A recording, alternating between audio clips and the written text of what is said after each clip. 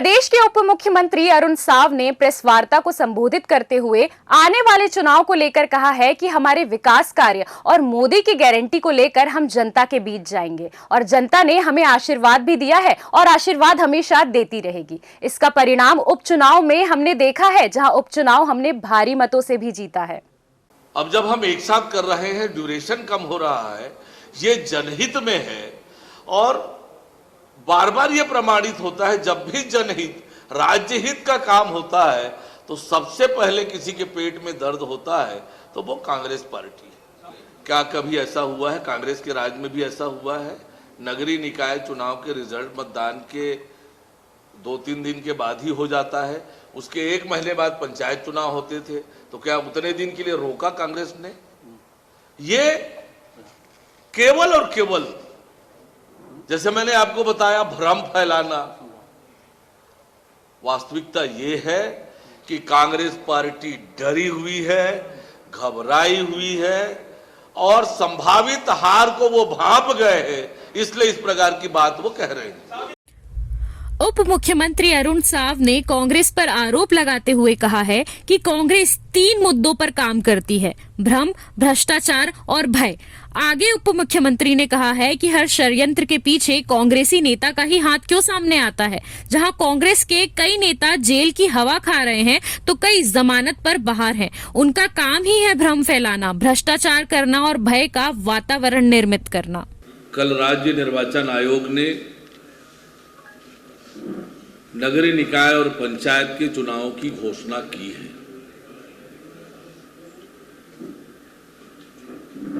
बड़ी प्रतीक्षा थी जनता को कि कब तिथि घोषित हो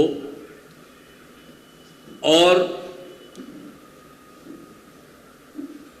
प्रदेश, केंद्र, रायपुर दक्षिण की तरह नगरीय निकायों में भी राज्य की जनता कमल खिलाए। और अब चुनाव कार्यक्रम की घोषणा हो गई है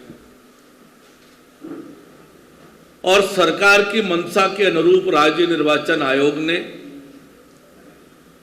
एक साथ चुनाव के कार्यक्रमों की घोषणा की है। जब दोनों चुनाव अलग अलग हुआ करते थे तो लगभग 80 दिन आचार संहिता लगता था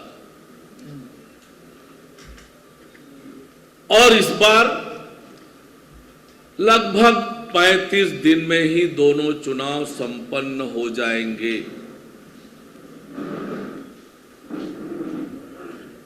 और इसके क्या लाभ हैं?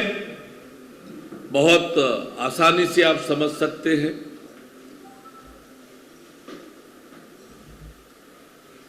समय की बचत, संसाधन की बचत और लोगों के काम के लिए अधिक समय।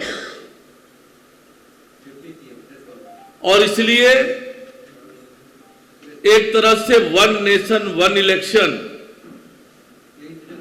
के तर्ज पर हमने दोनों चुनाव एक साथ कराने की मंशा जाहिर की थी।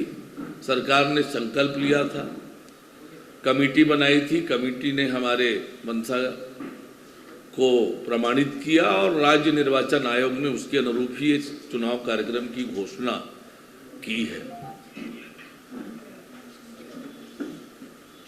और निश्चित रूप से ये एक अच्छी पहल विष्णुदेव साय जी के नेतृत्व में हमारी सरकार के माध्यम से हुआ है, जो जनहित में है, राज्य हित में है। हमारी सरकार को बने 13 महीने हुए हैं।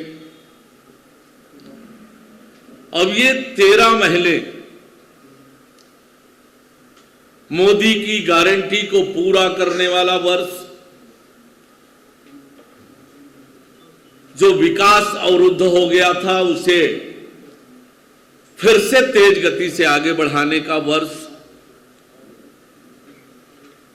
अराजकता और भ्रष्टाचार से दूर हटकर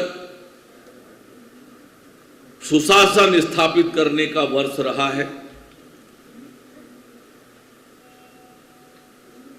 छत्तीसगढ़ राज्य के निर्माता पूर्व प्रधानमंत्री अटल बिहारी वाजपेयी जी का जन्म शताब्दी वर्ष हम मना रहे हैं और इसलिए हमारी सरकार ने इस वर्ष को अटल निर्माण वर्ष के रूप में मनाने का संकल्प लिया है, निर्णय लिया है। वहीं ये हमारे राज्य का रजत जयंती वर्ष है। 25वां वर्ष हमारे राज्य को स्थापित हुए हुआ है और मुझे लगता है कि ये जो वर्ष है 2025 विकसित छत्तीसगढ़ निर्माण की आधारशिला इस वर्ष में रखी जाएगी। अटल बिहारी वाजपेयी जी के सपनों के अनुरूप छत्तीसगढ़ को बनाने का काम इस वर्ष में हम करने जा रहे हैं और इसीलिए अटल निर्माण वर्ष भी घोषित किया है और यह हमारा रजत जयंती वर्ष भी है। और जिस छत्तीसगढ़ का निर्माण अटल बिहारी वाजपेयी जी ने किया, यूं तो अटल बिहारी वाजपेयी जी का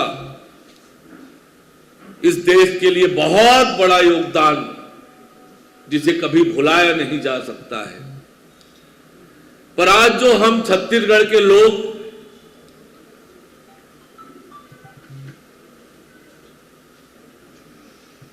अलग छत्तीसगढ़ राज्य का गौरव मनाते हैं,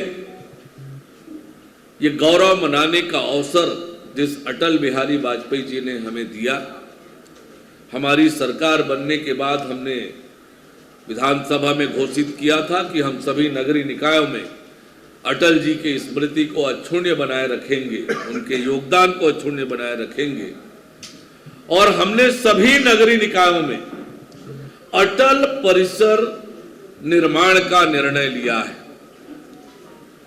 कई स्थानों पर निर्मित हो गया है, मैंने स्वयं उसका लोकार्पण किया है। बिल्हा में, सरगांव में और बाद में चकरभाठा में भी लोकार्पण हुआ है।